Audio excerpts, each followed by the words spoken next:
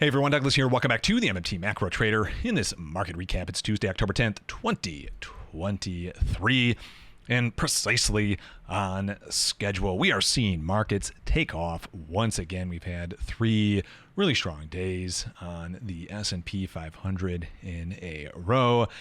And this is exactly where we thought we would be as we rolled into October. In fact, I have the tweet pulled up all the way back from early August where we were looking for this October bottom and reversal. Our flagship model, Deep MMT, in fact, was picking this exact date at the end of the first week in October for the low and reversal, and ultimately looking for a run-up from here into November. I've got the receipts. You can always check out the Twitter page. The big moves, I like to make sure and call ahead of time, and certainly as we were facing quite a few headwinds in July and August, we were looking for that pullback into October. That was the call.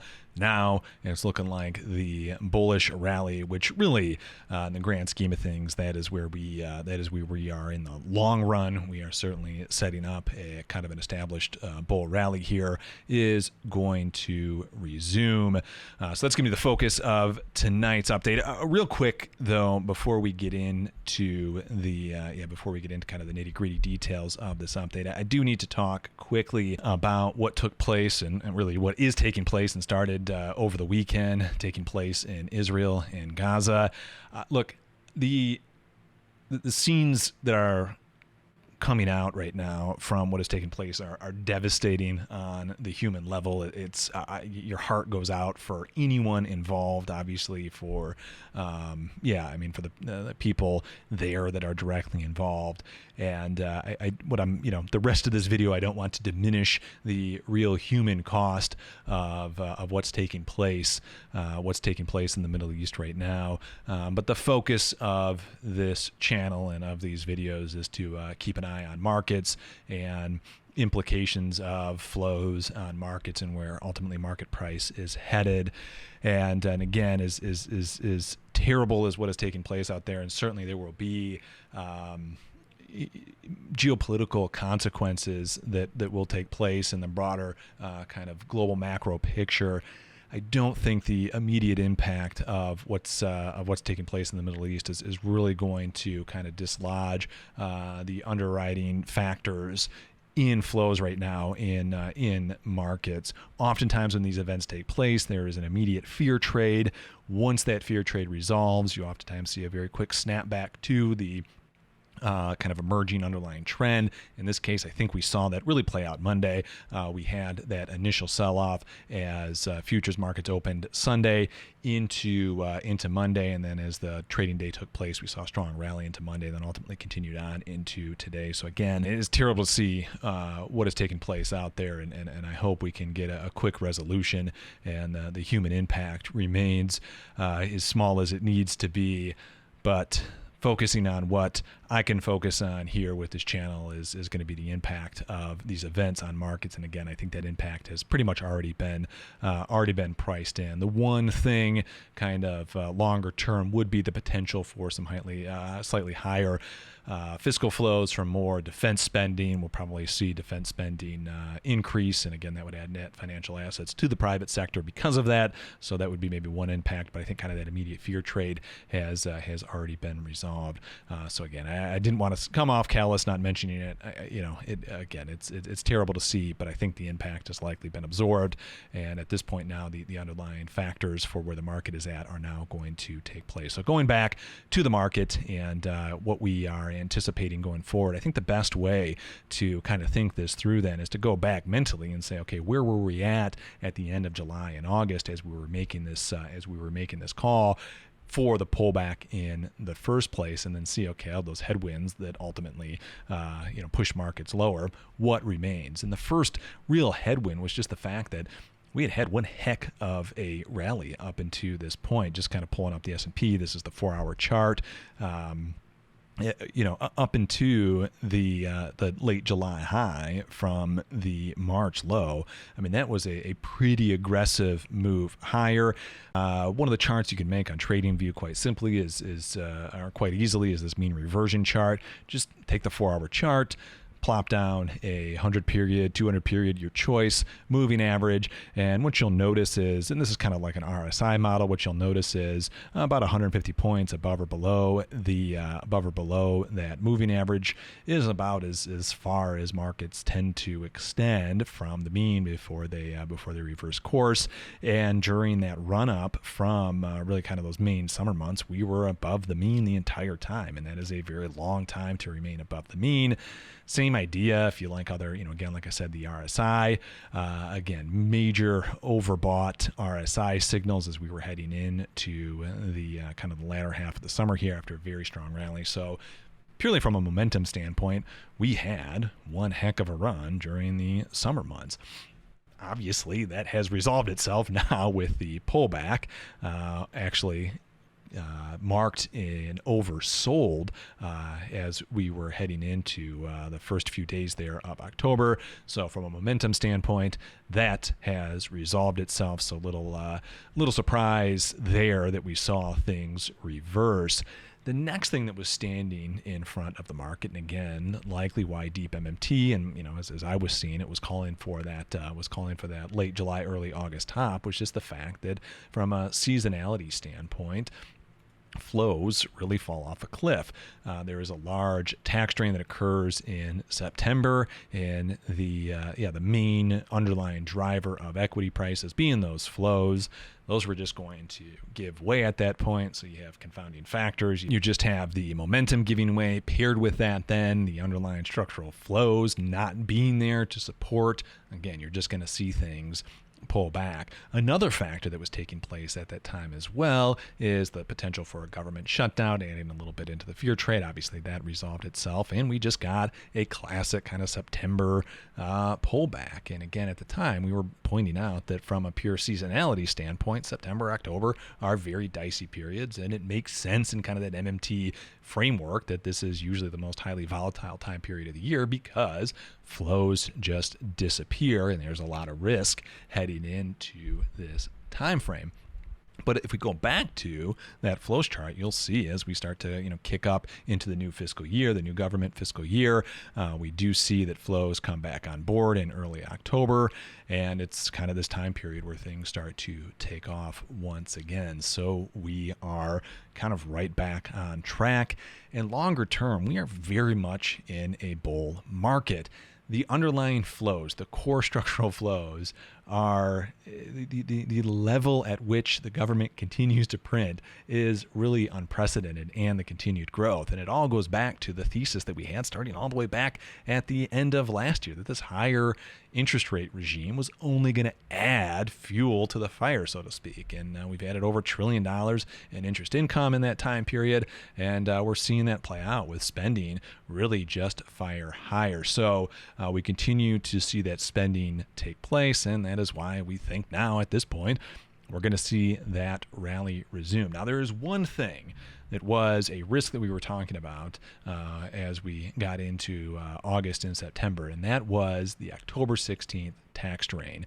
And that is still there. And this is going to be the one reason why there might still be an opportunity for one final shakeup of price, one kind of final spike of volatility as we head into kind of the middle part here of October. We are going to see this big drawdown from flows. Usually, what happens? So the corporations out in California were able to defer their IRS tax filings until October 16th. There was some mudslides or something like that took place in the counties that a lot of the big name tech IT companies like Meta and Google report from. And by my estimation, it's probably around $50 billion in taxes that never got sent out. So that will take place on October 16th, and again could kind of derail things in the short run.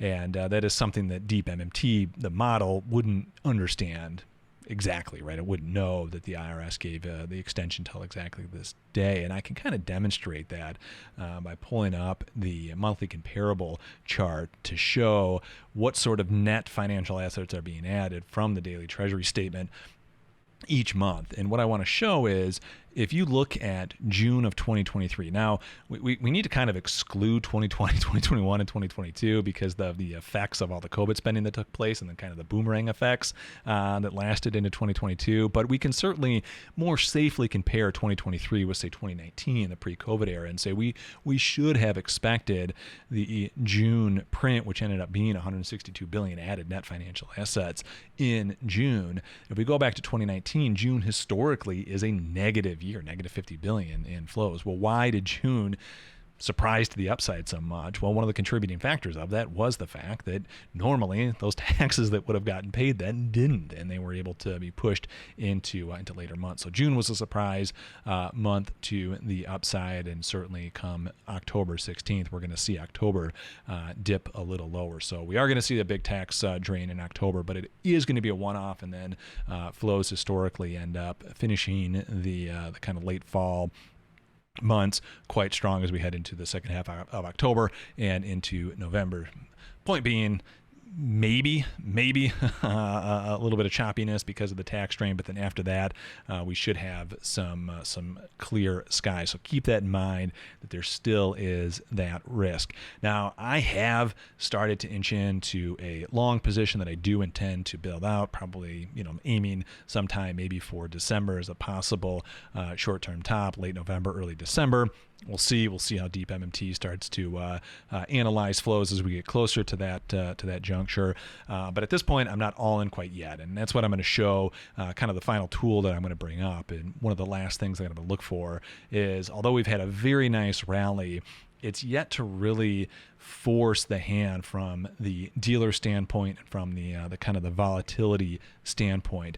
One of my favorite tools that I use to really determine the risk and how much risk I want to take for potential swings is the volatility shift tool. Now, this is not a directional tool, but this is really a tool that shows what sort of variance we might expect given the underlying volatility structure. So what this tool takes in is all the various volatility measurements from the VIX to various VIX derivatives, and says, okay, given the volatility term structure, what sort of move should we expect?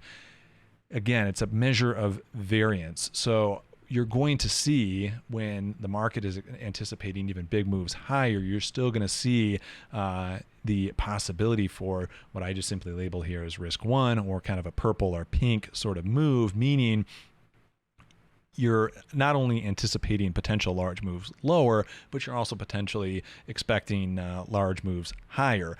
Either way, if you play markets the way that I do, where you're willing to kind of put on a little leverage, you don't want to risk high leverage even in moves that might possibly push lower, even if you get it to the higher side. You want the leverage when you know that markets have a pretty high potential from a probabilistic standpoint to remain relatively compressed, right? So really what we're looking for is the market to switch from that regime where we're seeing kind of volatility and hedging dynamics really push this market all over the place into kind of new directions, to ultimately that time where volatility and the hedging dynamics really just reinforce the underlying trend higher. And at this point, we're just not there. And I'm going to go ahead and zoom in to the time period and show that, look, what I'm looking for is those blue dots to reappear on my volatility shift model to say, yeah, the moves are going to be relatively small. We're not going to get 2-3% moves in a day. We're going to get small moves, less than 1% each day, but the pullbacks are going to be relatively small as well. And it's at that point where I feel a little bit more comfortable being slightly more leveraged, having slightly more exposure once we get to that time period, because I know the potential for those 2-3-4% drawdown moves are also quite diminished. likewise, given the volatility structure. So that's what I'm looking for, and that's going to be kind of the final nail in the coffin for me to say, yeah, the bull is back. So the fact that October 16th drawdown is, or I mean, the October 16th tax strain is still there, and the fact that the vol shift model hasn't fully said, yep, we're in vol compression mode. Because of that, I'm still going to remain a little cautious here. But once we see the volatility structure really start to point to kind of vol compression, at that point I'm going to feel a little bit more comfortable taking on a little bit more risk. So across the board, that's what we're looking at here. Again, just to recap, we were seeing some headwinds July, August.